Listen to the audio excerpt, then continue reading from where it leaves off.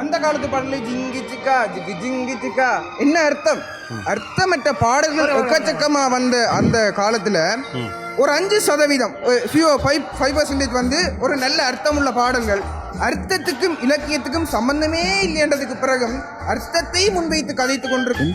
அன்றைய காலங்களில் 5% இருந்தது என்றால் இன்றைய காலங்களில் தசம் 5% இருக்கிறது. உள்ளத்தில் நல்ல உள்ளம் உறங்காது என்று கேட்டால் அவன் என்னென்ன சொல்கிறீர்கள் ஒன்றும் விளங்கவில்லை என்று சொல்லுவான். நித்திர வராதவனுக்கு தான் உள்ளத்தில் நல்ல உள்ளமோ என்று நினைப்பான்.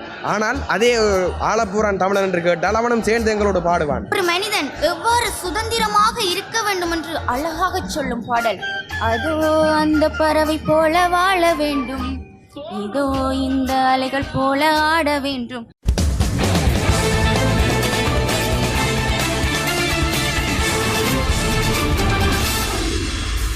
காதொளிரும் குண்டலமும் கைக்கு வளையாபதியும் கருணை மார்பின் மீதொளிர் சிந்தாமணியும் வெள்ளிடையில் மேகலையும் சிலம்பாரின்ப போதொளிர் பூந்தாமரையும் பொன்முடிச் சூளாமணியும் பொலியச் சூடி நீதியொளிர் செங்கோலாய் திருக்குறளை தாங்கும் தமிழ் நீடு வாழ்க. திக்கெட்டும் பரந்து வாழும் தீந்தமிழ் உறவுகளே வணக்கம்.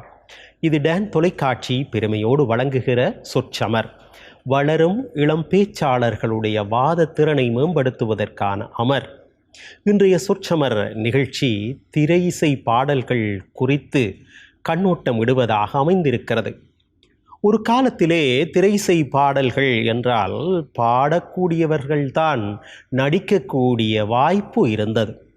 தியாகராஜ பாகவதர் மன்மத லீலையை வென்றார் உண்டோ என்று பாடிய பாடல் இன்றைக்கும் எம்மிடையே நிலைத்திருக்கிறது. அதிலே பாடக்கூடிய அவரே தோன்றி நடித்திருக்கிறார். ஆனால் இன்றைக்கு அப்படியான தேவை கிடையாது. யாரும் பாடலாம், யாரும் நடிக்கலாம் என்கிற ஒரு நிலைமை ஏற்பட்டிருக்கிறது. தொழில்நுட்பம் அதற்கு இடம் கொடுத்திருக்கிறது. இன்றைக்கு இந்த பிள்ளைகள் கூட திரை இசை பாடல்கள் பற்றி படிக்க இருக்கிறார்கள், தங்களுடைய ஆற்றுகையை வெளிப்படுத்த இருக்கிறார்கள். எது பற்றி பேச இருக்கிறார்கள் என்றால் இந்த திரை இசை பாடல்களை இலக்கியங்களோடு பொருத்தி பார்க்க இருக்கிறார்கள். இலக்கியங்களுடைய செல்வாக்கு திரை இசை பாடல்களிலே வருவது தவிர்க்க முடியாதது. அப்படி இலக்கியங்களுடைய செல்வாக்கு எவ்வாறு அமைந்திருக்கிறது என்பதை கண்ணோட்டமிட்டு பழைய பாடல்களிலா அல்லது புதிய பாடல்களிலா அதிக அளவு இலக்கிய சுவை சார்ந்த சங்கதிகள் அமைந்திருக்கின்றன என்பதை இவர்கள் கண்ணோட்டமிட இருக்கிறார்கள்.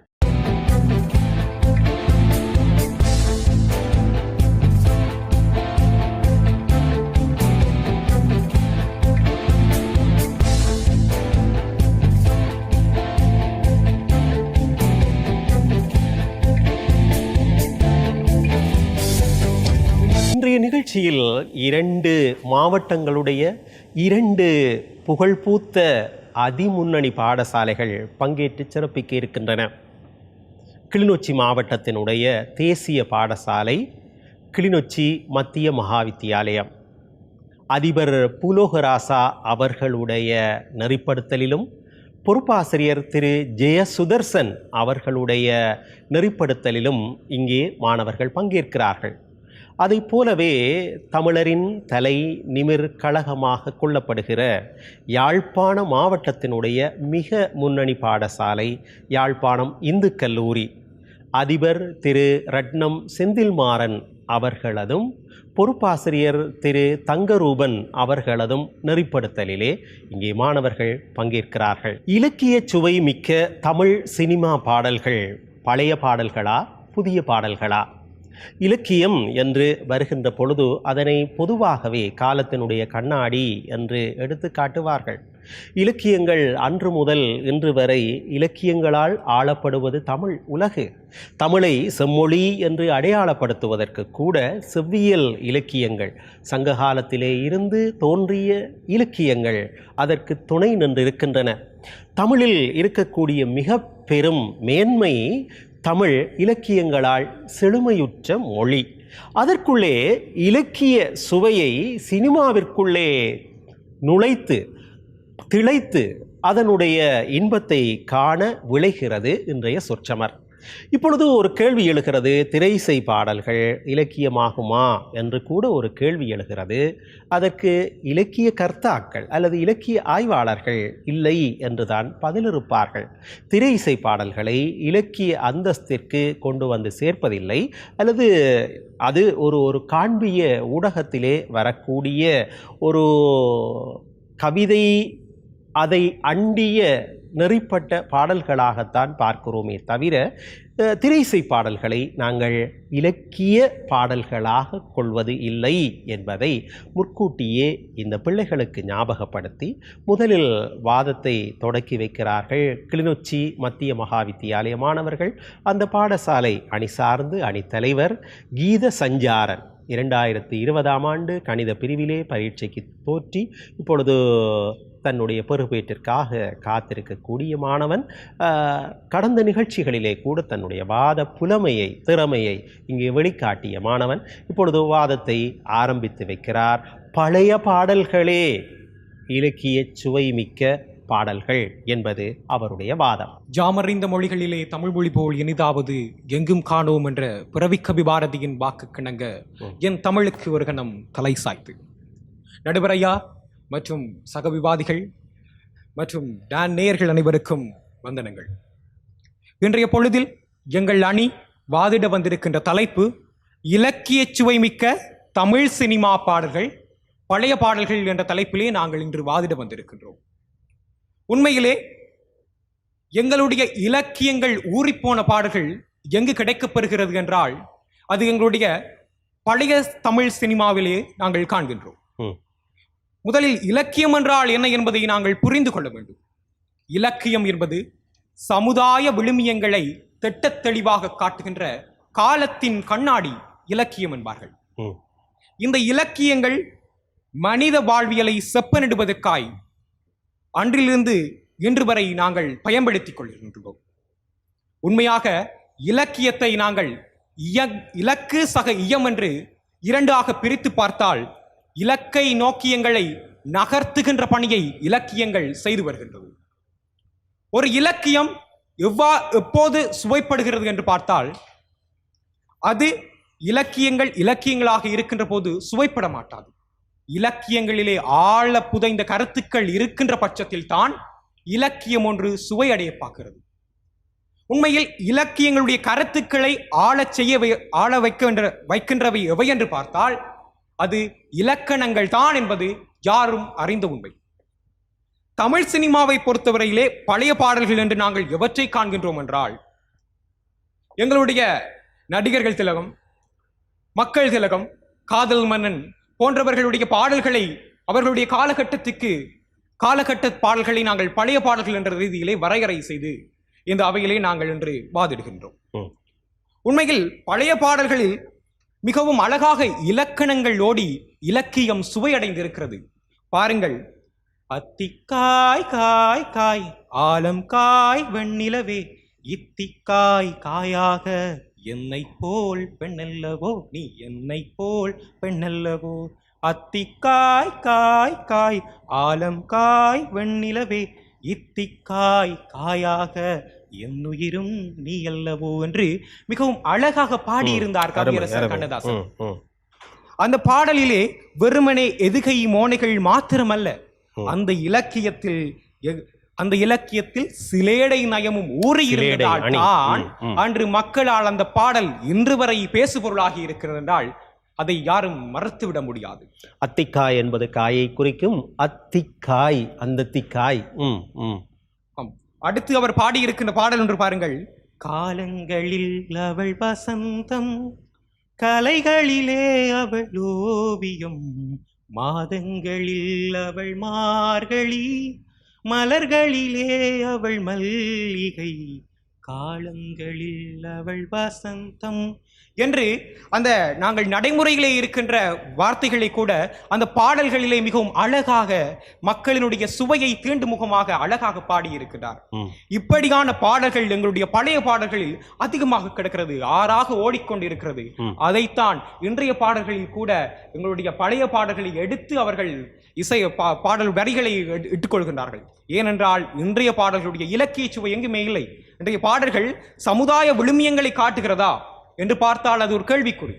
காரணம், இன்றைய பாடல்களுடைய அர்த்தம் புரியாத சிறுவர்கள் கூட அந்த பாடல்களை பாடுகின்றார்கள். அது எங்களுக்கு அருவருப்பை தூண்டுகின்ற விதமாக இருக்கிறது. மற்றுமொன்று, அன்றைய சினிமாக்கள் ஏன் வெற்றி விழா கண்டது என்றால், அன்றைய பாடல்கள் மக்களை ஈர்த்து மக்களை திரையரங்குகள் நோக்கி வரவழைத்தது. ஆனால் இன்றைய பாடல்கள் வெறுமனே நாவில் வந்து புகுந்து கொண்ட தேனியாக நாங்கள் துப்பி விடுகின்றோம். ஆனால் தேனாக இனிப்பவை இன்றும் இலக்கிய சுவை மிக்கவையாக இருக்கின்றது எங்களுடைய பழைய தமிழ் சினிமா பாடல்களே என்று கூறி, எங்களுடைய பழைய தமிழ் சினிமா பாடல்களுடைய பாங்கினை என்னுடைய அணியிடம் தொடர்பார்கள் என்று கூறி வாய்ப்புக்கு நன்றி அவைகிறேன். பழைய பாடல்கள் தேனாக இனிக்கின்றன, புதிய பாடல்கள் தேன் என்கின்ற அந்த ஜந்துவாக வந்து கொட்டிவிட்டு போகின்றன என்பது கீத சஞ்சாரனுடைய வாதம். கீத சஞ்சாரனுக்கு நல்ல குரல் வளம் கூட இருக்கிறது. அந்த குரல் வளத்தோடு அவர் சில பாடல்களை கூட இங்கே பாடி சமர்ப்பணம் செய்தார். அருமையாக இருந்தது. ஒரு கணிதத்துறை மாணவனை எதிர்ப்பதற்கு இன்னொரு கணிதத்துறை மாணவன் தானே வர வேண்டும். அது எழுதப்பட்ட விதி அல்ல, ஆனால் இங்கே அமைக்கப்பட்ட ஒரு விதியாகிவிட்டது.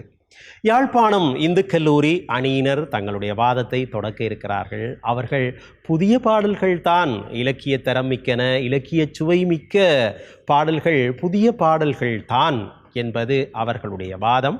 அந்த அணியை சார்ந்து இப்பொழுது தலைவர் தன்னுடைய கருத்துக்களை முன்வைக்க வருகிறார். யாழ்ப்பாணம் இந்து கல்லூரியினுடைய கணிதத்துறையில் 2021ஆம் ஆண்டு பிரிவில் கல்வி பயில்கிற விகிர்தன் வாதத்தை தொடக்குகிறார். பேசுங்கள் விகிர்தன். சாகும் போதும் தமிழ் படித்து சாக வேண்டும் என்றன் சாம்பலிலும் தமிழ் மணந்து வேக வேண்டும் என்று என்னுயிர் தமிழை வணங்கி இங்கு வீற்றிருக்கும் நடுவர் அவர்களே, என் தரப்புவாதிகளே, எதிர்த்தரப்புவாதிகளே, எல்லோருக்கும் எனது இந்நேர வந்தனங்கள்.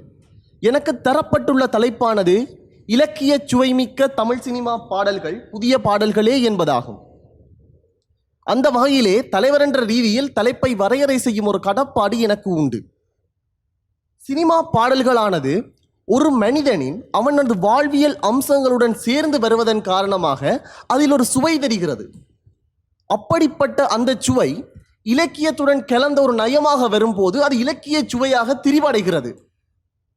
உதாரணமாக, அவனால் அது விளங்கி அவனது வாழ்வியலுடன் ஒத்துப்போகும்போது அங்கே அந்த சுவை வெளிப்படுகிறது. உதாரணமாக, இப்போது நாம் ராமாயணத்தையோ மகாபாரதத்தையோ எடுத்துக்கொண்டால் அந்த இலக்கியம் எவ்வாறு எம்முடன் ஒரு பிணைப்பை ஏற்படுத்தியுள்ளதோ அதே பிணைப்பை சினிமா ஏற்படுத்தியுள்ளது. அந்த அதே போன்றதொரு பிணைப்பை சினிமா பாடல்களும் ஏற்படுத்தியுள்ளது. நாம் புதிய பாடல்கள் என வரையறை செய்வது 1990க்கு பிற்பட்ட பாடல்களையே. ஒரு சிறிய உதாரணத்தை எடுத்துக்கொண்டால், தற்கால ஒரு மாணவன் பாடுகிறான், ஒரு தட்டில் பொன்னை வைத்து நிகர் செய்ய உன்னை வைத்தால் துலாபாரம் தோற்காதா பேரழகி என்று. அவனிடம் நான் சென்று, காலங்களில் அவள் வசந்தம், கலைகளிலே அவள் ஓவியம் என்றால் அவன் ஒன்ஸ் மோர் என்பான். எனவே இதுதான் தற்கால ஒரு நடைமுறை. இப்படிப்பட்ட ஒரு பழைய பாடல்களால் ஒரு மனிதனது சாதாரண தேவையை கூட பூர்த்தி செய்ய முடியாது. அதாவது பழைய பாடல்கள் என்று கூறும்போது நூலும் இல்லை வாளும் இல்லை வானில் பட்டம் விடுவேனா என்று பாடிக்கொண்டு தற்கொலை செய்ய தூண்டுகிறதை ஒழிய அவனை ஒரு வாழ்வியல் அம்சங்களுக்குள் தூண்டவில்லை. உதாரணமாக கூறிக்கொண்டால், வேணாம் மச்சான் வேணாம் இந்த பொண்ணுங்க காதல் என்று பாடிக்கொண்டு அவனை ஒரு வேற முறையில் டைவர்ட் செய்கிறதை ஒழிய மற்றபடி அவனை உட்படுத்துவதாக இது இல்லை. உதாரணமாக எடுத்துக்கொண்டால், அந்த காலத்தில் அதிக கற்பனைகள், அதிகமான ஒரு நயங்கள் அங்கு பிரயோகிக்கப்படுவதனால் ஒரு சாதாரண மனிதனால் அதனை விளங்கிக் கொள்ள முடியாமல் உள்ளது. ஒரு புரட்சி தலைவர் படம் பார்க்க போகின்றான் என்றால் அது ஒரு ரிக்ஷாக்காரனாகவும் ஒரு கூலி வேலை செய்பவனாகவும் தான் பெரும்பான்மையான ஆட்கள் இருந்தார்கள். ஒரு 5% ஆட்கள் மாத்திரமே ஒரு தமிழில் பாண்டித்தியம் பெற்றவர்களாக இருந்தார்கள். அப்படிப்பட்டவர்களால் மாத்திரமே சிலடை அணிகள் உவமேயங்கள் எல்லாம் உணரக்கூடியதாக இருந்ததை ஒழிய சாதாரணவர்களால் அது உணர முடியவில்லை. ஒரு சாதாரண உணர முடியாமல் அவர்கள் அதை ஒரு மனனம் செய்தவாறே பாடித்திருந்தார்களே ஒழிய அதன் உட்கருத்துக்களை புரிந்து கொள்ளவில்லை. 1990களின் பின்னர் திருமண வீடுகளிலும் சரி, ஒரு சாதாரண நிகழ்வுகளிலும் சரி, தேவாவின் கானக்குரலும் இசைப்புயல் ஏஆர் ரஹ்மானின் குரலும் சென்றதை ஒழிய பழைய பாடல்களின் குரல்கள் ஒலிக்கவில்லை. எதிர்த்தரப்பு வாதி ஒரு சில வாதத்தை முன்வைத்தார். அதாவது இலக்கியம் ஒன்றில் ஆழமான கருத்துக்களே சுவையை உண்டாக்குகின்றது என்று. ஒரு இலக்கியத்தின் ஆழமான கருத்துக்களை நாம் அறிய வேண்டுமென்றால் இலக்கியத்தினுடைய ஆழமான கருத்துக்களை புரிவதற்குரிய ஒரு மனோபக்குவமும் அதற்கான ஒரு ஆற்றலும் நமக்கு வேண்டும். அத்தகைய ஆற்றல் ஒரு சாதாரண மனிதனிடம் எவ்வாறு உருவாக்க இயலும்? அத்தகைய உருவாக்கத்தை புதிய பாடல்கள் செய்கின்றது. அப்படிப்பட்ட புதிய பாடல்கள் ஒரு மனிதனின் மனதினுள் சென்று மாற்றுகிறது. இப்போது ஒரு புதிய கலாச்சாரம் தோன்றியுள்ளது, வாட்ஸ்அப்பில் ஸ்டேட்டஸை உருவாக்குவதற்கு. அதற்கு எத்தனை பேர் பழைய பாடல்களை பயன்படுத்துகிறார்கள்? ஒரு மனிதனின் சாதாரண வாழ்க்கை பயன்பாடுகளில் புதிய பாடல்களே தோன்றுகிறது. அவனது பிறப்பு முதல் இறப்பு வரை அந்த பாடல்கள் பின்னி பிணைந்துள்ளது என்று கூறி உங்களிடமிருந்து விடைபெறுகின்றேன். நன்றி, வணக்கம். விகிர்தன் சமகால நடைமுறையை மையப்படுத்தி தன்னுடைய வாதத்தை முன்வைத்திருக்கிறார். இன்றைக்கு வாட்ஸ்அப்பிலே ஸ்டேட்டஸ் போடுவது என்றால் கூட புதிய பாடல்களை தானே கையாள்கிறார்கள். எனவே இந்த சந்ததியினர் புதிய பாடல்களுடைய செல்வாக்கிற்குள்ளே தானே ஆட்பட்டிருக்கிறார்கள் என்பது அவருடைய பார்வை. எது எப்படியோ நாங்கள் வாதத்தை வளர்த்து செல்லுகின்ற பொழுது இதை மேலும் அலசி ஆராயலாம் என்று நான் எதிர்பார்க்கிறேன். இப்பொழுது நாங்கள் சிறியதோர் இடைவேளைக்கு சென்று வரலாம். இது டான் தொலைக்காட்சி பெருமையோடு வழங்குகிற சொற்சமர், வளரும் இளம் பேச்சாளர்களுடைய வாதத்திறனை மேம்படுத்துவதற்கான அமர்.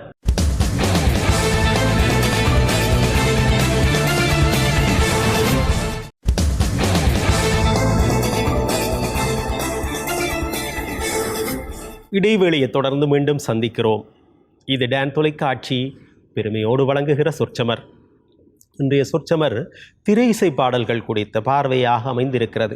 பாடசாலை மாணவர்கள் இலக்கிய சுவைமிக்க சினிமா பாடல்கள் இன்றைய பாடல்களா அல்லது பழைய பாடல்களா என்று பார்த்த வண்ணம் இருக்கிறார்கள். இப்பொழுது கிளிநொச்சி மத்திய மகாவித்தியாலய அணியினருக்குரிய நேரம். இலக்கிய தரமிக்க சினிமா பாடல்கள் அன்றைய பாடல்களே பழைய பாடல்களே என்று வாதத்தை தொடர்ந்து முன்னெடுத்து செல்ல வருகிறார் லோகேஸ்வரன் ஷானிலா, பயோடெக்னாலஜி சார்ந்த மாணவி. உயிர் நாவில் உருவான உலக மொழி நம் செம்மொழியான தமிழ் மொழியே, நீ தானே தனித்து தவழும் தூய மழலை தேன்மொழியே. நடுவரவர்களுக்கும் எண்ணணியினருக்கும் மற்றும் என் சகோதர அணியினருக்கும் மற்றும் டான் தொலைக்காட்சி நேயர்களுக்கும் வணக்கம். சமூக சிந்தனைகளை இலக்கிய சுவை ஊடாக சமுதாயத்திற்கு வெளிப்படுத்துகின்ற பாடலாக பழைய பாடல்கள் தான் அமைகின்றது என்பதில் எவ்வித ஐயமும் இல்லை. தென்றல் வந்து தீண்டும் போது என்ன வண்ணமோ மனசுல. பாருங்கள், இந்த பழைய பாடல் காதிற்கும் மனதிற்கும் எவ்வாறான இனிமை ஊட்டுகின்றது பாருங்கள்.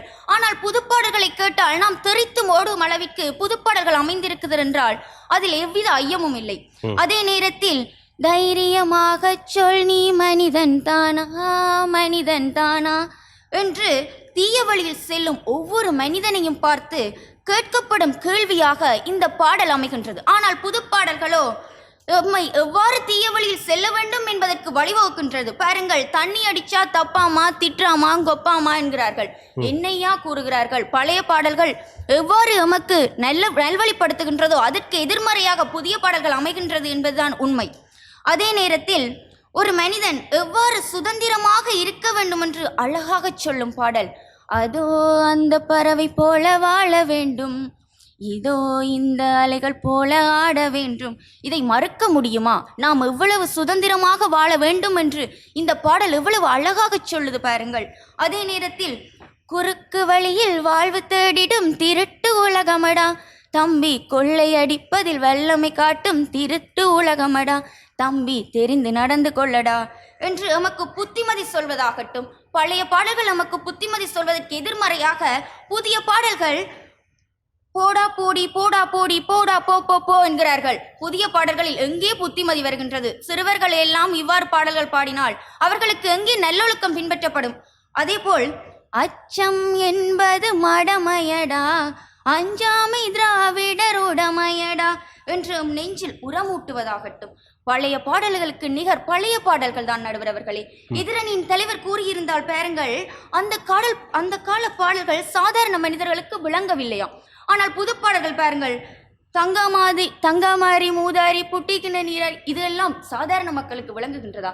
என்ன மொழி பேசுகின்றார்கள் என்று எமக்கு புரியவில்லை. நாம் பழைய பாடல்களை எடுத்துக்கொண்டால் செந்தமிழாய் எழுந்து வாராயோ, செந்தமிழாய் எழுந்து வாராயோ, உன் சிங்காரத்தாய் மொழியை பாராயோ என்று எம்மை அழைத்து, ஒரு மனிதனை அழைத்து அவனுக்கு மொழி உணர்வு ஊட்டியது பழைய பாடல்தான்.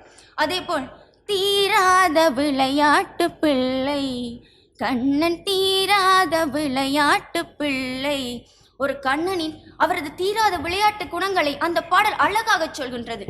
உள்ளத்தில் நல்ல உள்ளம் உறங்காதென்பது வல்லவன் வகுத்ததடா கர்ணா.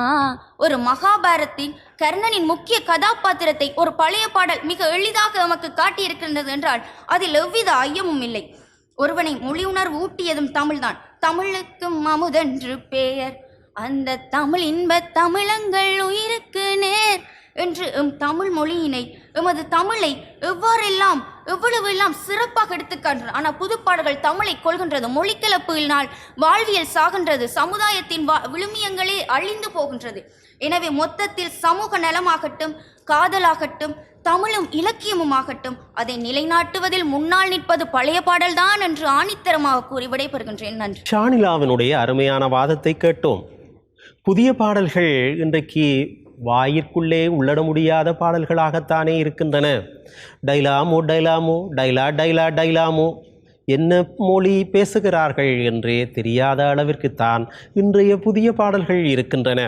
ஆனால் கர்ணன் படத்திலே சாதாரண பாமர மகனுக்கு கூட கர்ணன் இவன்தான் என்று நிலை நிறுத்தியது பழைய பாடல்தான்.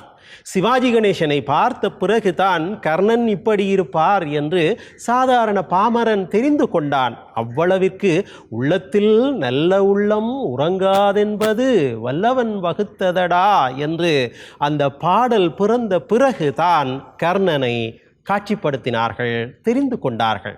ஆகவே பழைய பாடல்கள் இலக்கிய தரம் மிக்கன, சுவை மிக்கன என்பது ஷானிலாவினுடைய வாதம். இல்லை, பழைய பாடல்களை விட புதிய பாடல்கள் இலக்கிய தரம் மிக்கனவாக இருக்கின்றன. இன்றைக்கு சந்தர்ப்பம் அதிகரித்து விட்டது. அன்று எழுச்சி அடைந்ததை விட இன்று பாடல்கள் பிறக்கிற அளவு அதிகமாக இருக்கிறது.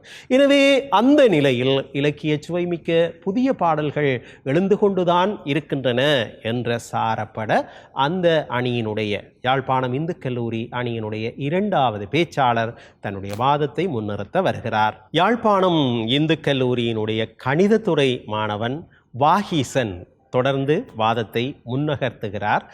ஒரு விதத்திலே சந்தோஷமாக இருக்கிறது. கணித விஞ்ஞானத்துறை மாணவர்கள் தான் இப்பொழுது சொற்றமர் நிகழ்ச்சியிலே அதிக அளவிலே பங்கேற்கிறார்கள்.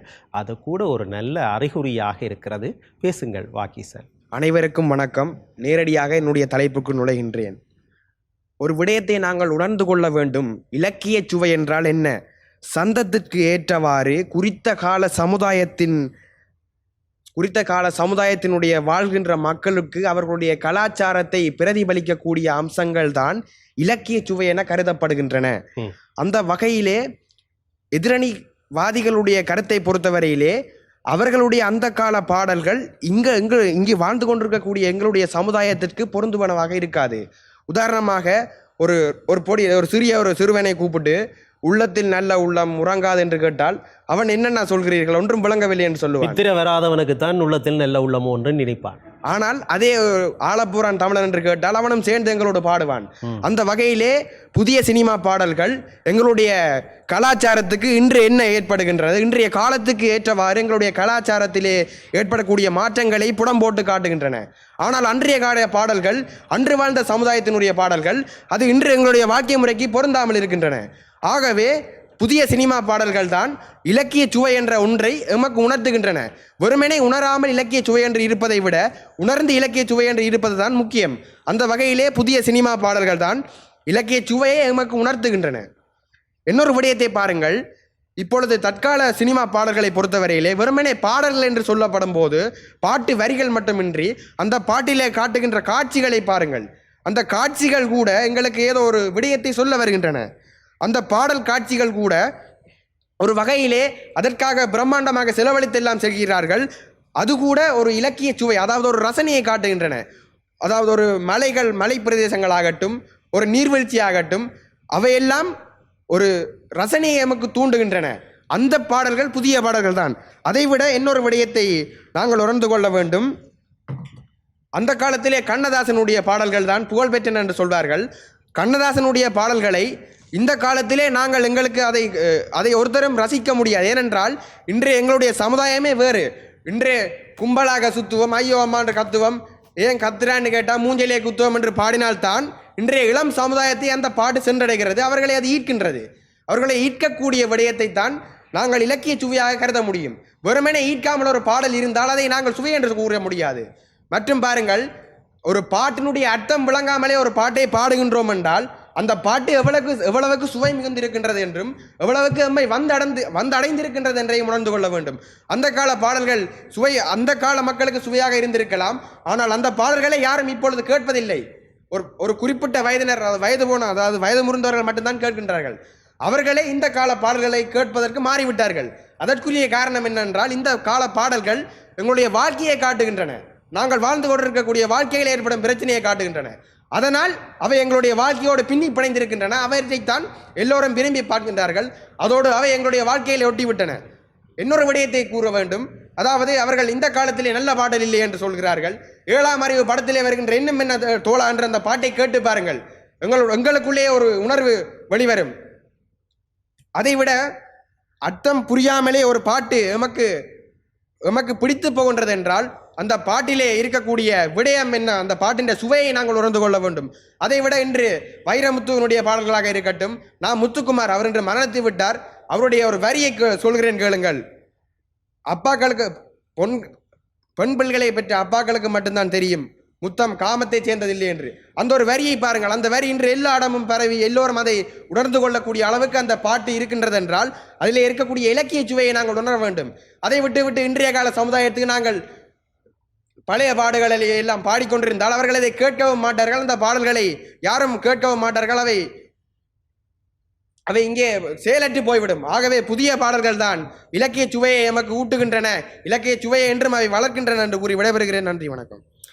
புதிய பாடல்கள், புதிய கவிஞர்கள் அதற்கு சந்தர்ப்பத்தை தந்திருக்கக்கூடிய முறையில் கூட புதிய பாடல்கள் எத்தனையோ இலக்கிய தரமிக்க செய்திகளை கொண்டு வருகின்றன என்பது வாகீசனுடைய வாதம்.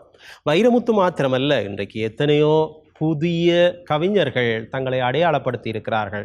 பா. விஜய் என்று ஒரு நல்ல கவிஞர், தாமரை என்று ஒரு நல்ல கவிஞர், வசீகரா என்கிற பாடல், தாமரையினுடைய பாடல், ஒவ்வொரு பூக்களுமே சொல்கிறதே பா. விஜயினுடைய பாடல். இது எல்லாம் இந்த காலத்திலே எழுந்த தரம் மிக்க இலக்கிய சுவை மிக்க பாடல்களாகத்தான் இருக்கின்றன. அதைவிட அவர்கள் தங்களுடைய வாதத்திலே தனியே பாடல்கள் மாத்திரமல்ல, பாடல்களுக்கு பின்புலமாக அமைக்கக்கூடிய காட்சி அமைப்புகள் கூட இதற்குள்ளே உள்ளடங்கும் என்று தங்களுடைய பார்வையை செலுத்தி இருக்கிறார்கள். அதைவிட இசை தனியே வார்த்தைகள் வெல்லாவிட்டாலும் பழைய பாடல்களிலே அந்த கவித்துவம்தான் வென்றிருக்கிறது. ஆனால் இசை இன்றைக்கு முக்கியத்துவப்படுத்தப்பட்டு வைதிஸ் கொலவரி கொலவரி கொலவரி தான் என்றால் இந்த வைதிஸ் கொலவரி என்பதிலே என்ன இலக்கிய சுவை இருக்கிறதோ தெரியவில்லை. ஆனால் அந்த பாடல் வரவேற்பு பெறுவதற்கு இசை காரணமாக அமைந்திருக்கிறது என்று கூட கொள்ள முடியும். ஆகவே பல காரணிகள் இதற்குள்ளே அமைந்திருக்கிறது என்பது அவர்களுடைய பார்வையாக இருக்கிறது.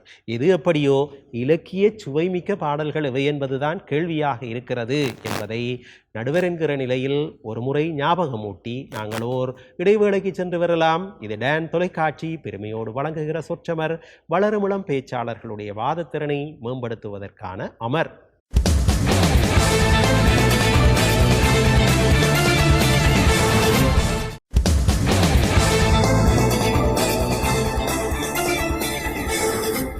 கிளிநொச்சி மத்திய மகாவித்தியாலயத்தினுடைய நிறைவு பேச்சாளர், உயிரியல் விஞ்ஞானத்துறை மாணவன் நோவா பிரதீப் வாதத்தை இப்பொழுது முன்வைக்கிறார். தமிழுக்கு அமுது என்று பெயர். அந்த தமிழ் இன்பத் தமிழுங்கள் உயிருக்கு நேர் என்ற பாரதிதாசனின் வாக்குக்கிணங்க தமிழை வணங்கி கொண்டு எண்ணணியினருக்கும் எதிரணி சகோதரர்களுக்கும் மற்றும் நடுவரவர்களுக்கும் மற்றும் டான் தொலைக்காட்சி நேர்கள் அனைவருக்கும் எனது பணிவுகள் அந்த வணக்கங்களை தெரிவித்துக் கொண்டு, நடுவரவர்களே, எதிரணியுடைய தலைவர் அவர்கள் ஒன்று கூறியிருந்தார்கள். பாருங்கள், 90ஆம் ஆண்டுகளுக்கு பிறகு விழாக்களிலே பழைய பாடல்கள் இடம்பெறவில்லை என்று. ஆனால் ஒரு திருமண விழாவை எடுத்துக்கொள்ளுங்கள். மணமகளை மறு வீட்டுக்கு அழைத்து கொண்டு வரும்பொழுது என்ன பாடல் ஒழிப்பார்கள்? மணமகளே மணமகளே வா வா வா, உனது வலது காலை எடுத்து வைத்து வா வா என்ற அருமையான பழைய பாடலையே எடுத்து வைப்பார்களே தவிர ஆலுமா டோலுமா பாடலையோ வைதிஸ் கொலவரி பாடலையோ இல்லை. நடுவர் அவர்களே, அதை புரிந்திருக்க வேண்டும். அது மட்டுமல்லாமல் நடுவர் அவர்களே, எதிரணியினுடைய தலைவர் அவர்கள் இன்னொன்று கூறியிருந்தார். என்னவென்றால், வாட்ஸ்அப் ஸ்டேட்டஸை நன்றாக கூறியிருந்தார். வாட்ஸ்அப் ஸ்டேட்டஸிலே பழைய பாடல்கள் போடப்படுவதில்லை என்று. ஆனால் இன்றைய சினிமா துறையிலே புதிய பாடல்கள் பழைய பாடல்களை ரீமிக்ஸ் செய்து, அதாவது பழைய பாடல்களுடைய இதை ரீமிக்ஸ் செய்து அழகாக கொடுக்கிறார்களே, அதெல்லாம் அங்கு போய்விட்டது. வாட்ஸ்அப்பில் கூட எத்தனையோ இளைஞர்கள் பழைய பாடல்களுக்கு திரும்பி விட்டார்கள். அதையே இவர்கள் இன்னும் புரியவில்லை. நடுவர்களே, ஒரு பாடல் இருக்கிறது, நெஞ்சம் உண்டு நேர்மை உண்டு ஓடு ராஜா காலம் வெறும் கண் திறந்து பாரு ராஜா என்று அருமையாக பாடியிருப்பார்கள். அது நாங்கள் எவ்வாறு இருக்க வேண்டும் என்பதை அழகாக அல்லவா கூறுகிறது. இன்று என்னையா பாடல் வருகிறது? வாட்டக்கருவாடுகிறார்கள். என்ன அர்த்தம் புரியவில்லை. இவ்வாறான பாடல்கள் எங்களுடைய நாவில் தேனீக்களாக கொட்டிவிட்டு சென்று விடும். எங்கள் தலைவர்கள் கூறியது மாதிரித்தான். அது மட்டுமல்லாமல் நடுவர் அவர்களே, எதிரணியுடைய இரண்டாவது பேச்சாளர் சொல்லியிருந்தார், சின்ன பயல்கிட்ட போய் என்னது உள்ளத்தில் நல்ல உள்ளம் உறங்காதே என்ற பாடலை கேட்டால் விளங்காதே என்று. அதே சின்ன பொடியிட்ட போய் நீங்கள் கேட்டு பாருங்க, ஆளு மாடு ஒழுமாண்டா என்ன இந்த பாடல எல்லாம் என்ன சொல்லலாம், அவனுக்கு தெரியாது, அர்த்தம் தெரியாது. அதே மாதிரி தான். அது மட்டுமல்ல நடுவர் சில வழியிலே டோலுமா ஆலுமான்னு இந்த கடைகளிலே விற்கிற அந்த பாவிப்படைகளை என்று நினைத்து விடுவார்கள் போல் இருக்கிறது. அது மட்டுமல்லாமல் நான் முத்துக்குமாருடைய வரிகளை கூறியிருந்தார்கள், நல்ல விடயம். ஆனால் அதே கவிஞர்கள் தான் இன்று கட்டிப்பிடிடா இன்றைக்கு நைட்டு மட்டும் நீ காதல் பண்ணா போதும் என்று எங்களுடைய பெண்மையை கேவலப்படுத்துகின்ற வார்த்தைகளை பயன்படுத்தி கொச்சப்படுத்தி கொண்டிருக்கிறார்கள் என்பது மறைக்க முடியாத உண்மை. அன்றைய காலங்களிலே பாடல் வந்திருக்கிறது பாருங்கள், நான் மாந்தோப்பில் நின்றிருந்தேன் அவள் மாம்பழம் வேண்டும் என்றால் அதை கொடுத்தாலும் கேட்காமல் இந்த கன்னம் வேண்டும் என்றால். எவ்வளவு அழகான வரிகள், தன்னுடைய காதல் உணர்வை எவ்வளவு அழகாக தெரிவித்திருந்தாள். ஆனால் இன்றைய காலங்களில் வருகின்ற பாடல்களை எடுத்துக்கொள், பெண்மையை கொச்சப்படுத்துகின்ற பாடல்களையா உடனடியாக சொல்வார்கள் சிங்கப்பெண் என்று. சிங்கப்பெண்ணை மாதிரியான பாடல்கள் அன்றைய காலத்திலும் வந்தது. மனதில் உறுதி வேண்டும், வார்த்தையில் தெளிவு வேண்டும் என்று அந்த காலத்தில் பாரதியினுடைய பாடல். அது மட்டுமல்லாமல் திருடாதே பாப்பா திருடாதே, ஒரு குழந்தை பிள்ளைக்கு எளிமையாக புரியும் விதமாக திருடாதே பாப்பா திருடாதே, இந்த பாடல்கள் எல்லாம் எங்களுக்கு அதில் முச்சம் திருடனாய் பார்த்து திருந்தாவிட்டால் திருட்டை ஒழிக்க முடியாது என்று. அது மட்டுமல்லாமல் நடுவர்களே, இந்த எதிரணியவர்களுக்கு நான் ஒன்று பார்த்து கேட்க விரும்புகிறேன். இதற்கு அர்த்தம் சொல்லி, இது பெண்மையினுடைய ஒரு காதல் உணர்வுடைய பாடல். என்னென்றால், உப்பு கருவாடு ஊற வச்ச சோறு ஊட்டிவிட நீ போதும் எனக்கு, முத்தமிட்டு நெத்தியில மார்புக்கு மத்தியில செத்து விட தோணுதான் இருக்கு. இதெல்லாம் என்ன பாட்டு? சமுதாயத்தை கேவலப்படுத்துற மாதிரி இருக்கு பாட்டு. ஆகவே பழைய பாடல்களே இலக்கிய சுவை மிக்க பாடல்கள் என்று உறுதியுமாக கூறி விடைபெறுகிறேன். நன்றி, வணக்கம். நோவா பிரதீப் பழைய பாடல்களிலே இருக்கக்கூடிய இலக்கிய சுவையை சொன்னார். மருமகளே வா வா, உன் வலது காலை எடுத்து வைத்து வா வா. திருமணச் சடங்கிலே கூட அதனை பயன்படுத்துகிறார்கள், இன்றைக்கும் பயன்படுத்துகிறார்கள். ஆனால் இவர்கள் இந்து கல்லூரி அணியினர் குறிப்பிட்டதைப் போல இன்றைக்கு பல திருமண வீடியோக்களிலே பழைய பாடல்களை பயன்படுத்துவது குறைவாக இருக்கிறது. இருந்தாலும் நான் நினைக்கிறேன், சில சந்தர்ப்பங்களிலே தவிர்க்க முடியாமல் பழைய பாடல்களை எடுத்தாள வேண்டிய சூழ்நிலையிலே தான் இன்றைய வீடியோ எடிட்டர்கள் கூட இருக்கிறார்கள். நான் நினைக்கிறேன், ஒரு பாடல், மணமகள் சபைக்கு வருகிறாள், மணமகனை நோக்கி வருகிறாள். சபையிலே இருக்கிற எல்லோரும் பார்த்து கொண்டிருக்கிறார்கள். எல்லோரும் தங்களுடைய மகள் வருகிறாள் என்றுதான் பார்க்கிறார்கள். கவிஞர் எழுதுகிறார், மாதரார் தங்கள் மகளென்று பார்த்திருக்க, மாப்பிள்ளை முன்வந்து மணவரையில் காத்திருக்க, காதலாள் மெல்ல கால் பார்த்து நடந்து வர, கன்னியவள் கையில் கட்டி வைத்த மாலை தர, கொட்டியது மேளம் குவிந்தது கோடி மலர், கட்டினான் தாலி மனை வாழ்க குலம் வாழ்க. இப்படி ஒரு அருமையாக கவிஞன் அன்று எழுதினான். எனவே அன்றைய பாடல்கள் இலக்கிய சுவை மிக்க பாடல்களாக இருந்திருக்கின்றன என்று எண்ண தோன்றுகிறது. இல்லை இல்லை, இன்றைய பாடல்களில் இலக்கிய சுவை அதிகமாக இருக்கிறது. அதை நீங்கள் உணர்ந்தீர்களா? அதிகளவிலே பாடல்கள் வந்தாலும் அதிகளவிலே இலக்கிய சுவை மிக்க பாடல்கள் வருகின்றன என்று இந்து கல்லூரி அணியினர் தங்களுடைய நிறைவு வாதத்தை முன்வைக்க இருக்கிறார்கள். யாழ்ப்பாணம் இந்து கல்லூரியினுடைய 2021ஆம் ஆண்டு உயிரியல் விஞ்ஞான பிரிவிலே கல்வி பயில்கிற மோகன முரளி இப்பொழுது நிறைவு வாதத்தை முன்வைக்கிறார். தமிழுக்கு என் முதல் கண் வணக்கத்தை தெரிவித்துக் கொண்டு, உண்மையிலே ஒரு சந்தோஷமாக பேச வேண்டிய தலைப்பு, ஆனால் எங்கள் அனைவரையும் வெறுப்பேத்தி கடுப்பேத்தி கொண்டிருக்கின்ற தலைப்பாக எதிரணியினர் மாற்றிவிட்டார்கள். ஏனென்றே புரியவில்லை. அது தலைவரிலிருந்து நான் சாட வலிக்கின்றேன். முதலாவதாக அவர் சொன்னார் ஒரு வரைவிலக்கணம் கூறுகின்ற போது எல்லாரும் ஏற்றுக்கொள்ளக்கூடிய ஒரு வரைவிலக்கணத்தை கூற வேண்டும். அவர் இந்த வரைவிலக்கணத்திலேயே முதலாவதாக கோட்டை விட்டு விடுகிறார். அவர் சொல்கின்றார் விழுமியத்தை எடுத்து காட்டுவது. அதே நேரம் அவர் அதே வரைவிலக்கணத்தில் சொல்கிறார் காலத்தின் கண்ணாடி. இன்று நாங்கள் விழுமியத்தை எவ்வாறு பின்பற்றுகின்றோம்? காலத்தின் கண்ணாடி என்றால் விழுமியத்தை பின்பற்றாதவர்களுடைய பாடல் விழுமியத்தை பின்பற்றாததான் காணப்படும். விழுமியத்தை பின்பற்றாதவர்களுடைய பாடல் விழுமிய கருத்துக்களை கொண்டு காணப்பட வேண்டும் என்ற அவசியம் அல்ல. இலக்கியம் என்பதே காலத்தின் கண்ணாடி. ஆகவே விழுமியங்கள் அற்ற பாடல்களை ஏற்றுக்கொள்ள வேண்டிய நிலைக்கு தள்ளப்பட்டதற்கு காரணம் நாங்கள் இன்று விழுமியம் இல்லாத காரணத்தால் தான். விழுமியத்தில் பாடல்கள் எழுத வேண்டும் என்ற எந்த கட்டாயமும் இல்லை. அடுத்ததாக அந்த அண்ணா நல்லா பாடி, அந்த அம்மா அவர் நல்லா பாடினா, அந்த ஆண்டி ஏதோ பாடினா, ஆலங்காய தீக்காய் ஏதோ ஒன்றெல்லாம் பாடினா நல்லா இருந்தது, குரல் எல்லாம் கேட்க நல்லா இருந்து. அப்போ இன்றைக்கு வார உன் கூடவே பிறக்கணும் உன் கூடவே இருக்கணும் அந்த பாட்டெல்லாம் அங்கே மறந்தா போயிட்டுது. இன்றைக்கும் அந்த கல்யாண வீட்டில் அந்த அண்ணனை பிரிகின்ற காட்சிகள் வரும்போது அவை மிகப்பெரிய புரட்சிகளை உருவாக்கி கொண்டிருக்கின்றன என்றால் அது இன்றைய காலத்து பாடல்கள் தானே ஐயா. ரீமிக்ஸை பற்றி நன்றாக சொன்னார்கள். அந்த காலத்தில் அந்த பாட்டு இருந்திருக்கிறது, ஆனால் ஏன் அது வெளிவரவில்லை? அது ஒரு மொக்கையான ஒரு டியூன்ல, ஒரு மொக்கையான ஒரு அமைப்பில் இருந்தபடியே தான் அது வெளியில வரையில.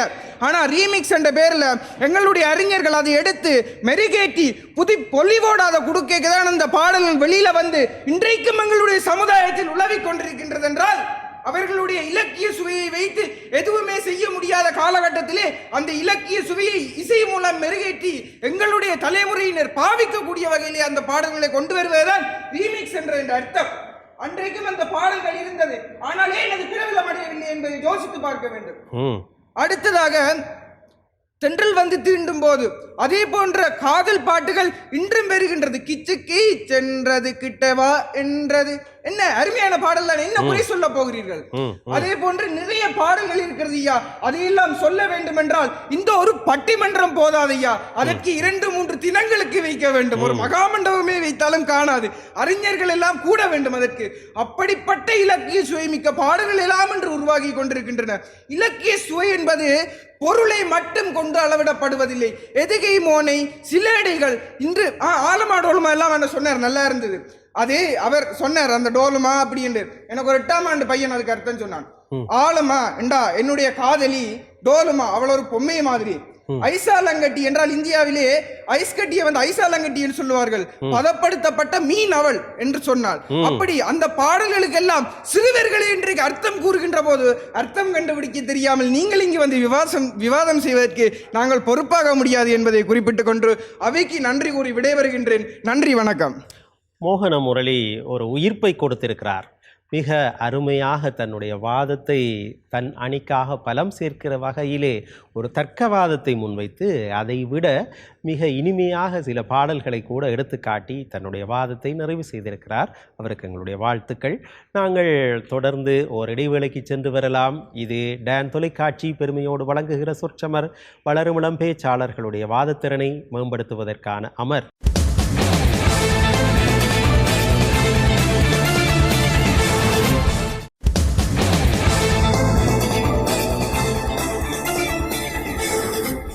இடைவேளையை தொடர்ந்து மீண்டும் சந்திக்கிறோம். இது டான் தொலைக்காட்சி பெருமையோடு வழங்குகிற சொற்சமர். இன்றைய சொற்சமர் இலக்கிய தரமிக்க சினிமா பாடல்கள், தமிழ் சினிமா பாடல்கள் பழைய பாடல்களா புதிய பாடல்களா என்று வாதிடுவதாக அமைந்திருக்கிறது. இப்பொழுது சொற்சமருடைய நிறைவு கட்டம், நிறைவு அமர்வு கேள்வி நேரத்தோடு ஆரம்பமாகிறது. யாழ்ப்பாணம் இந்து கல்லூரி அணி, கிளிநொச்சி மத்திய மகாவித்தியாலய அணி இருவரும் தமக்குள்ளே பரஸ்பரம் கேள்விகளை கேட்கலாம். மிக குறுகிய நேரம்தான் இதற்கான சந்தர்ப்பம். நீங்கள் கேள்விகளை கேட்கலாம்.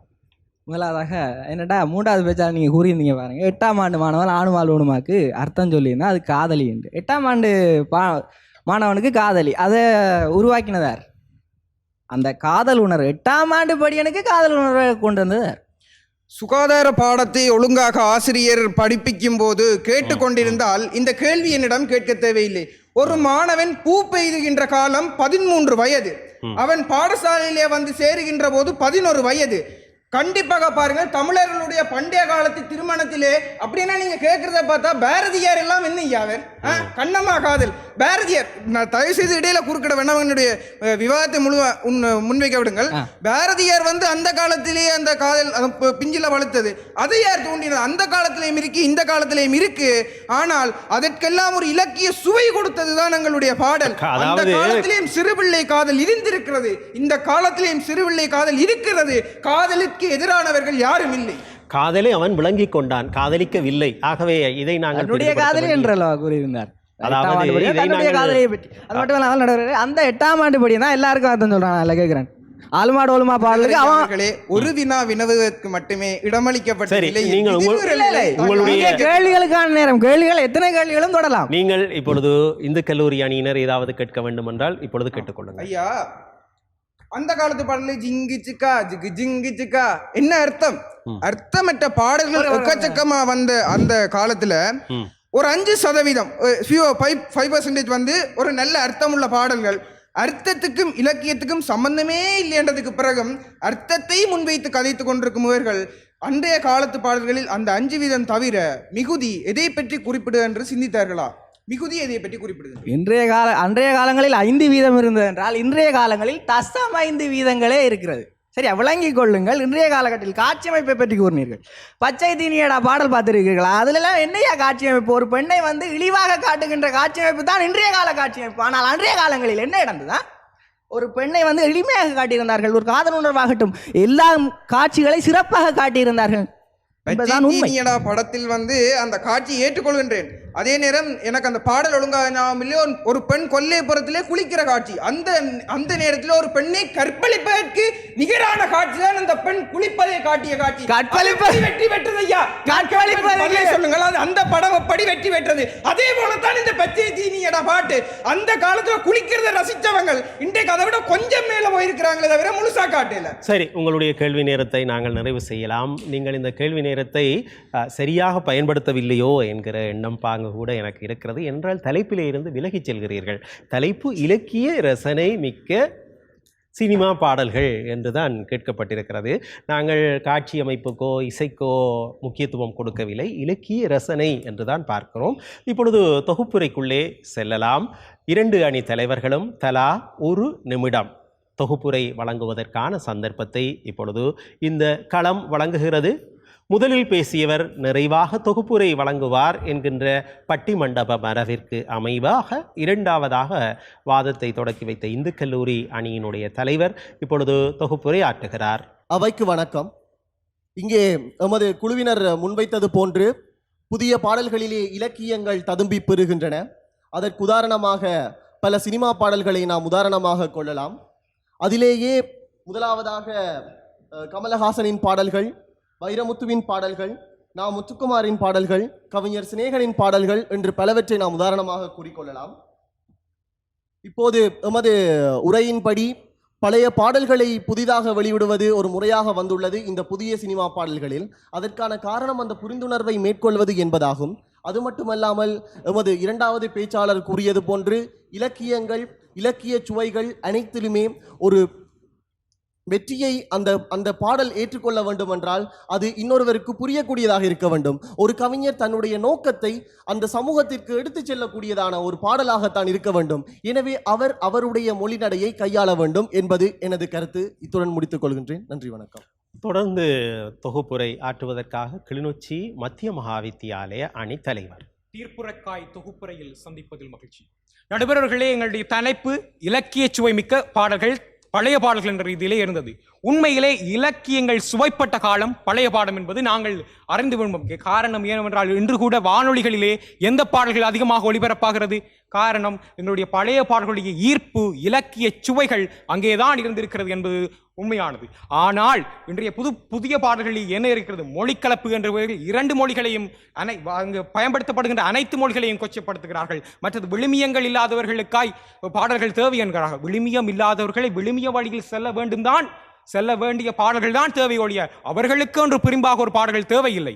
அதை அவர்கள் புரிந்து கொள்ள வேண்டும். மற்றது சுதந்திரமான பாடல்களை பற்றி இருந்தோம், காதல் பாடல்கள், பக்தி இலக்கியங்களை பற்றியெல்லாம் கதைத்திருந்தோம். மற்றது எதிரணியினுடைய இன்னொரு பேச்சாளர் சொல்கிறார் ஆளப்போரான் தமிழன் என்று.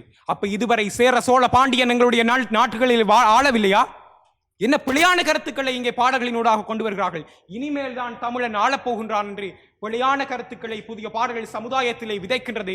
இலக்கிய சுவையுடன் பழைய பாடல்களை எங்களை வளப்படுத்தியது என்று கூறி விடைபெறுகின்றேன். நன்றி. இலக்கிய சுவை மிக்க பாடல்கள் பழைய சினிமா பாடல்களா புதிய சினிமா பாடல்களா என்று வாதிடுவதாக இன்றைய களம் அமைந்திருக்கிறது. கண்ணதாசன், மருதகாசி, ஆலங்குடி சோமு, வாலி, இப்படியான பட்டுக்கோட்டை கல்யாண சுந்தரம் என்று பழங்கால கவிஞர்களால், அந்த கால கவிஞர்களால் செழுமை பெற்றது பழைய பாடல்கள். வைரமுத்து, வாலி இன்றைக்கும் வருகிறார். அதைவிட சினேகன், தாமரை, பா விஜய் இப்படியான கவிஞர்களால், அதைவிட முத்துக்குமார் இவர்களால் செழுமை பெற்றது இந்த கால பாடல்கள். இலக்கிய தரம் மிக்கதாக ஒரு சினிமா பாடல் இலங்க வேண்டும் என்றால் ஒரு இலக்கியம் கொண்டிருக்கக்கூடிய அம்சங்களை இந்த சினிமா பாடல் கொண்டிருக்க வேண்டும் என்பது தவிர்க்க முடியாதது. தமிழ் இலக்கணம் பஞ்ச இலக்கணங்களை கொண்டது. இன்றைக்கு இலக்கணத்திற்கே பஞ்சம். ஆனால் தமிழ் இலக்கணம் 5 கூறுகளை கொண்டது என்பது இலக்கண செழுமை மிக்க விதி. அதிலே ஒரு இலக்கணம் என்றால் அதிலே சொல் இருக்க வேண்டும், பொருள் இருக்க வேண்டும். எழுத்து, சொல், பொருள், யாப்பு, அணி என்று 5 கூறுகள் இலக்கணத்திலே அமைய வேண்டும். இதிலே அணி ஒரு இலக்கிய சுவைக்கு கூட முக்கியமானது என்பது தவிர்க்க முடியாத ஒரு விதி. கவிஞர் வைரமுத்துவினுடைய ஒரு பாடல், இந்த முகிலினங்கள் எல்லாம் அலைகின்றனவாம். ஏனென்று கேட்டால் அட்ரஸ் தேடி முகிலினங்கள் களைத்து போய்விட்டன. அதனாலே முகவரியை தொலைத்து விட்ட காரணத்தினாலே முகிலினங்கள் எல்லாம் கண்ணீர் சிந்துகின்றன. இந்த கண்ணீர் சிந்துகிற அந்த கண்ணீர் தான் மழையாக வருகிறது என்கிறார் வைரமுத்து. தற்குறிப்பேற்ற அணி என்று இதனை அடையாளப்படுத்துவோம். முகிலினங்கள் அலைகிறதே, முகவரிகள் தவறியதோ, முகவரிகள் தவறியதால் அழுதிடுமோ அது மழையோ. இது பயணங்கள் முடிவதில்லை படத்திற்காக அவர் எழுதிய பாடல், அந்த கால பாடல். வைரமுத்து இன்றைக்கும் கொள்ளத்தக்கவர்தான்.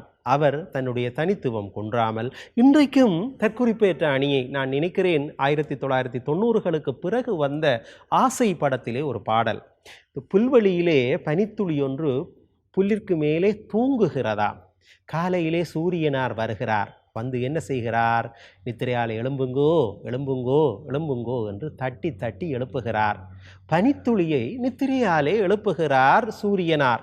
புல்வெளி புல்வெளி தன்னில் பனித்துளி பனித்துளி ஒன்று தூங்குது தூங்குது பாரம்மா, அதை சூரியன் சூரியன் வந்து செல்லமாய் செல்லமாய் கிள்ளி எழுப்புது எழுப்புது ஏனம்மா. தற்குறிப்பேற்ற அணி. இதை விட எத்தனையோ அணிகளை, உவமை அணி எந்த காலத்திலும் காட்ட முடியும். கரிகாலன் கால போல கருத்திருக்குது குழலு. குழலு என்றால் கூந்தல் என்பதை இந்த கால இளைஞனுக்கும் சொல்லிக் கொடுத்தது இந்த கால பாடல். பூம்பாவாய் மௌவல் மௌவல். மௌவல் என்பதற்கான தமிழ் படத்தை, சங்ககால சொல் மௌவல் என்கிற சொல், அந்த சொல்லிற்கான தமிழ் பதத்தை தேட வைத்தது இந்த கால பாடல். எனவே இலக்கிய சுவை அன்றும் இருக்கிறது, இன்றும் இருக்கிறது. அதிலே மாற்று கருத்துக்கு இடமில்லை. கம்பராமாயணத்திலே ஒரு அருமையான காட்சி. ராமன் காட்டிற்கு போகிறான். இலக்குவன் சீற்றமடைகிறான். சீற்றமடைந்து எல்லாவற்றையும் தகர்ப்பேன் என்று புறப்படுகிறான். ராமன் சமாதானம் பேசுகிறான். தம்பி, ஒரு குளத்திலே ஆற்றிலே தண்ணீர் வத்தி விட்டால் அது அந்த தண்ணீர் செய்த குற்றமா? இல்லையே. அதுபோல நான் காட்டிற்கு போகிறேன் என்றால் தந்தை செய்த குற்றமும் இல்லை, தாய் செய்த குற்றமும் இல்லை, மைந்தன் செய்த குற்றமும் இல்லை. மகனே, எங்கே பிழை இருக்கிறது என்றால் விதியின் மீது தானடா பிழை இருக்கிறது, விதியின் மீது பிழை சொல்கிறான் ராமன். நதியின் பிழையன்று நறும்புனல் இன்மை, அற்றே பதியின் பிழையன்று பயந்து நம்மை புறந்தாள் மதியின் பிழையன்று மகன் பிழையன்று மைந்த விதியின் பிழை, இதற்கு என்னை வெகுண்டனை. கண்ணதாசன் இதை ஒரு பாடலிலே வைத்தார். நல்லவர்க்கெல்லாம் சாட்சிகள் 2, ஒன்று மனச்சாட்சி.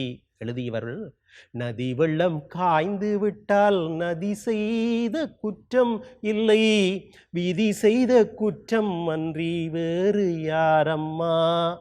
நதி வெள்ளம் காய்ந்து விட்டால் நதி செய்த குற்றம் என்று இதை அடையாளப்படுத்தினார். எனவே இலக்கிய சுவை எங்கும் இருக்கிறது என்றாலும் இந்த கால பாடல்கள் புற்றீசல் போல பல பாடல்கள், அதிக அளவிலே பாடல்கள் பெருகி இருக்கின்றன.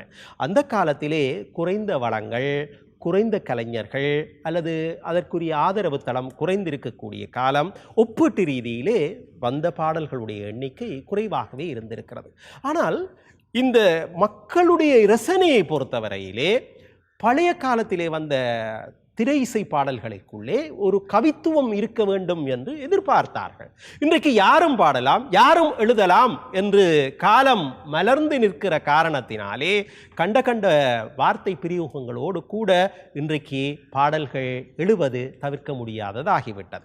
எனவே நடுவர் என்கிற நிலையில், என்னுடைய பார்வையில் ஒப்பீட்டு நிலையில் பார்க்கிற பொழுது வரையறுக்கப்பட்ட வளங்களோடு வரையறுக்கப்பட்ட மக்கள் தங்களுக்குரிய பாடல்களை எதிர்பார்த்தார்கள். அவை தரம் மிக்கதாக அமைய வேண்டும் என்று எதிர்பார்த்தார்கள். அதனால் பண்டைய பாடல்கள், பழைய பாடல்கள் இலக்கிய தரம் மிக்கனவாக, இலக்கிய சுவை மிக்கனவாக வெளிப்பட்டிருக்கின்றன. இன்றைக்கு பல பாடல்கள் எழுகின்றன. ஒப்பீட்டு ரீதியிலே எங்களுக்கு காண்பதற்கு, கண்டுபிடிப்பதற்கு கஷ்டமாக இருக்கிறது. இன்றும் இலக்கிய தரம் மிக்க பாடல்கள் வருகின்றன தான்.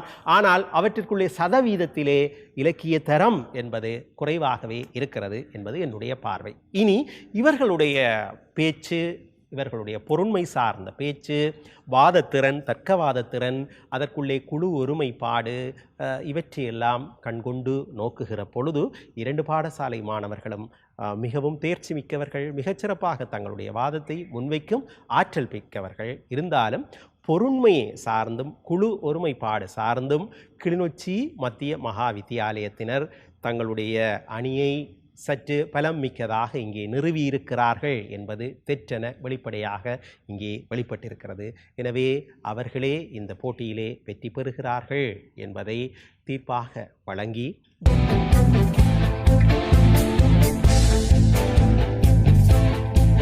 இப்படியான ஒரு நிகழ்ச்சியிலே பங்கேற்க வேண்டும் என்கின்ற விருப்பு உங்களுக்கும் இருந்தால் நீங்கள் செய்ய வேண்டியது இதுதான். தயாரிப்பாளர் சொற்சமர் டான் தொலைக்காட்சி, இலக்கம் 707 ஆஸ்பத்திரி வீதி, யாழ்ப்பாணம் என்கிற முகவரியோடு தொடர்பு கொள்ளுங்கள். நிகழ்ச்சி தயாரிப்பாளர் டான் தொலைக்காட்சியின் மனிதவள முகாமையாளர் திரு செல்வச்சந்திரன் உங்களோடு தொடர்பு கொண்டு உங்களை இந்த மேடைக்கு அழைத்து வருவார். நல்லது நேயர்களே, மீண்டும் மற்றொரு நிகழ்ச்சியில் உங்களை சந்திக்கும் வரை நிகழ்ச்சி ஒளிப்பதிவில் உதவிய அத்தனை தொழில்நுட்ப கலைஞர்களுக்கும் நன்றி தெரிவித்து மீண்டும் மற்றொரு நிகழ்ச்சியில் சந்திக்கும் வரை வணக்கம் கூறி விடை பெறுகிறேன். நன்றி, வணக்கம்.